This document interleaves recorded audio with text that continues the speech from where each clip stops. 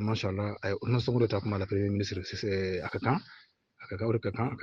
ay ko ne o yeda amina parce que Ousmane Sonko ana amina ñogon bolo bo ñogon don depuis 2014 do bala ñogon bolo o bele tru ci ñogoma wala projet mu do fana wulde ko projet do wulde ba do baraka ci mina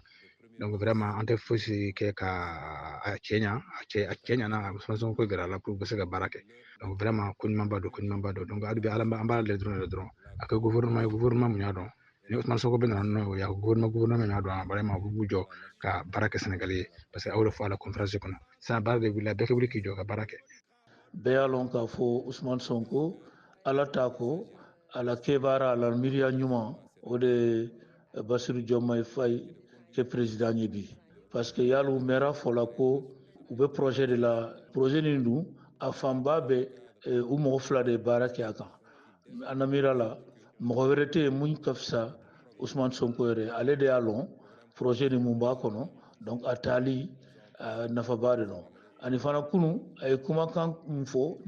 ni nafa bala kosobe ayira ka fo mogo ni itomona ci ke ministre ikana mira ka fo ibena fama yarila ikalon ka fo bara de nani o bekera ni sodia e fendo don femu yala ambe tumbe sigire nae on ni bala delu yede alay manda mun dumani o ke heresora kono on jamana kono de on ke heresora mena era kon tunga gelna la nguye Sonko taka ke premier ministre ngatu mankan mais nyina nakana jete botu na aka kam parce que aka projet de ba le projet mun do aka kan sekatene afma on nimbe do gude kuyi Sénégal beke heresora parce que no lo dagilara tulu dagilara njaba dagilara non sera que doni bola ko dia on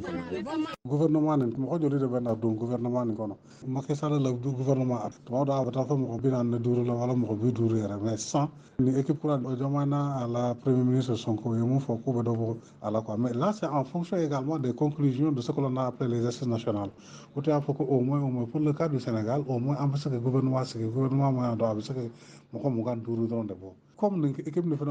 conclusion nous fait tak ka faro la bara 5 ans o da to lu ba présentement ko donc lu ce que gouvernement ka be ko mo ganduri ne mir la très normalement et c'est très pertinent ni mana fo ko ebe kele wasa ke na flu mo bet nyane jamana ko ko do bara naturellement ni yo fo e relativement yana ka commencer no de ibe do bo jamala ni mana do bo jamala o milliard mo ni yana ka sara ministre à la direction de le bota ko do mo ko